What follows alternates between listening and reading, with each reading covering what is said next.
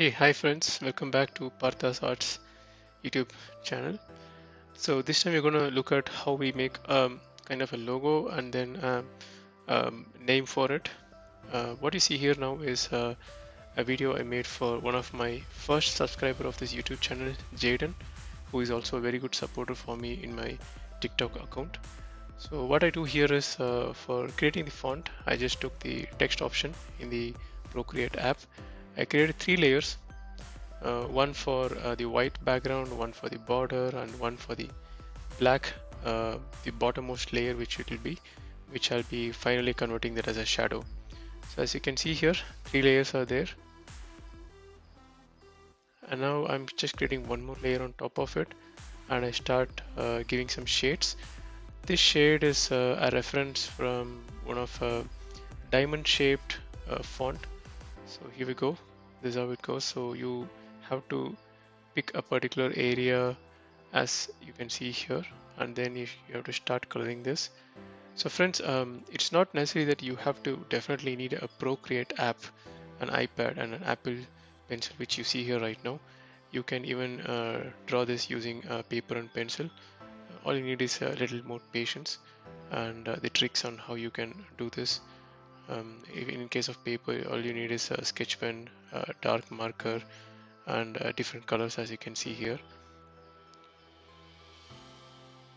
So since I made the background already gray, very light gray, anything I draw on that with the white, it automatically gives me a kind of a shadow effect. So the one of the trick in every drawing, as you can see, most of the artists, is what I feel from my perspective is the shadows and the lights.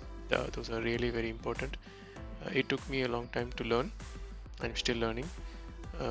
So you can see that the light gray is the kind of a shadow effect, and the white is kind of the light effects. Combination of that will definitely give you effect which you're expecting.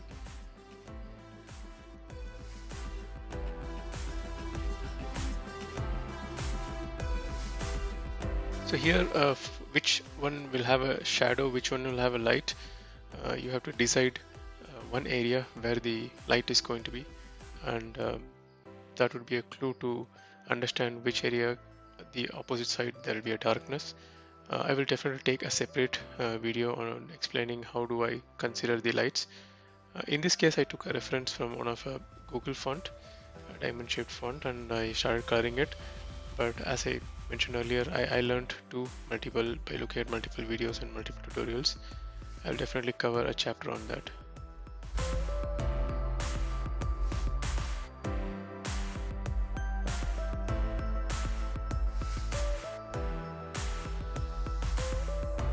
Keep your hands gentle when you draw and be confident with what you're doing.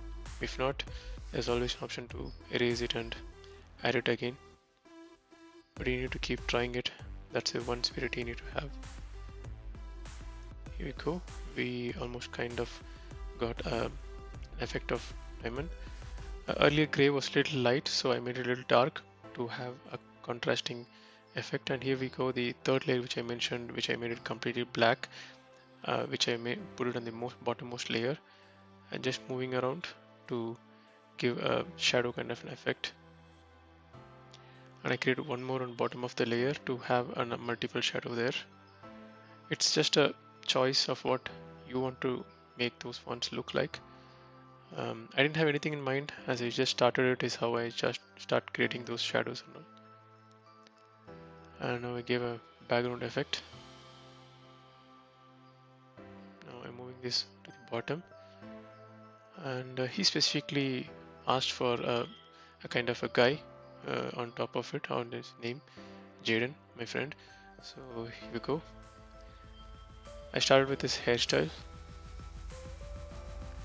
I'm using the studio pen option in the Procreate app, not a custom designed one, so just whatever is there is what I'm using it here.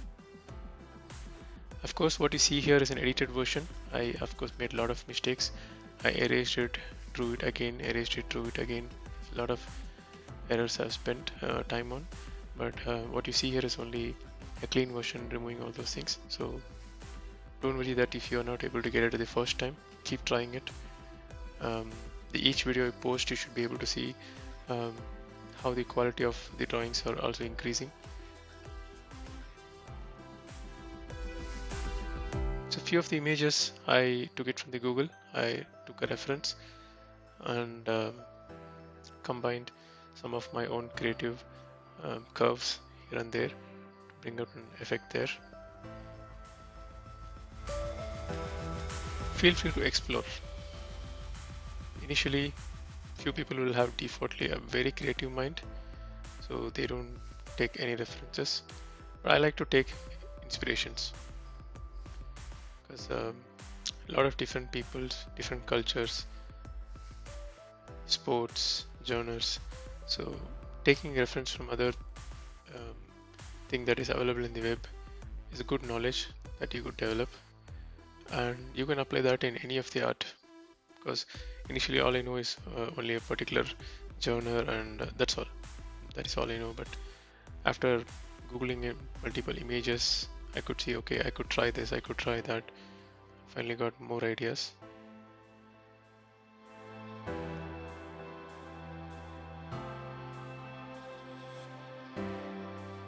So this guy is like a baseball player.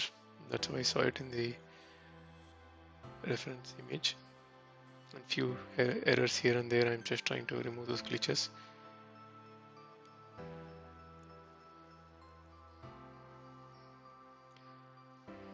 I think he wanted a brown hair is what I remember. So I just try to add a shade of that.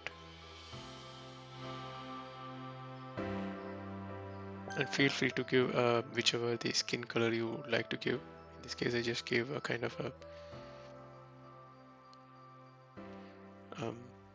color which is kind of a sandal and rose mixed. Is what I chose. And now comes the shadow perspective. You need to add the dark areas of the images, the art, whatever you do.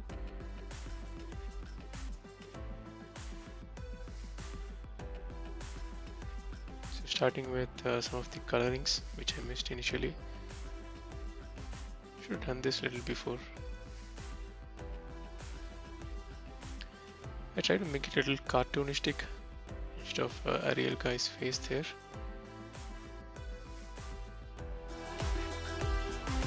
So Procreate able to apply the colors if it's a complete closed lines. That's why I try to make it a complete closed line and then apply the colors there.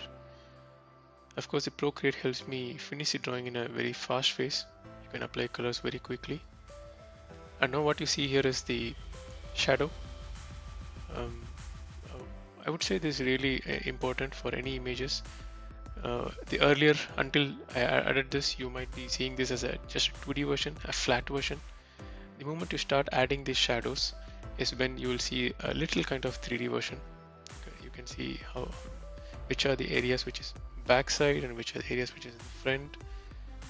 And again, the shadow is something you need to decide where it will be.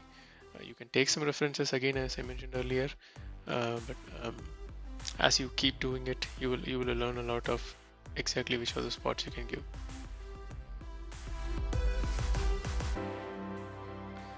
Most of the time below the neck there will be always a shadow for any portrait straight face photos, so I default add it there. These are kind of some folds in the dresses, so just added some shadows there.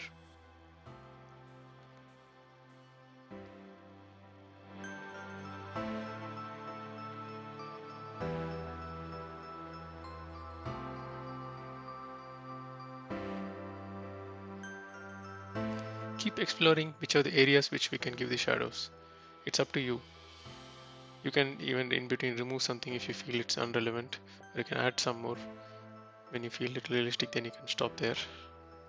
But make sure every area has at least some places shadows, unless it's completely in front of the light is what you imagine. It's up to you what you imagine.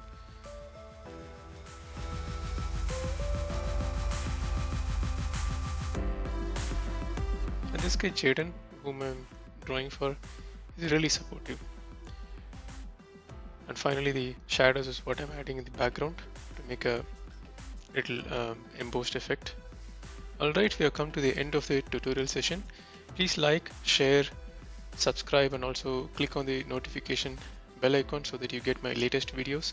Please do comment if there is any opportunities for improvement.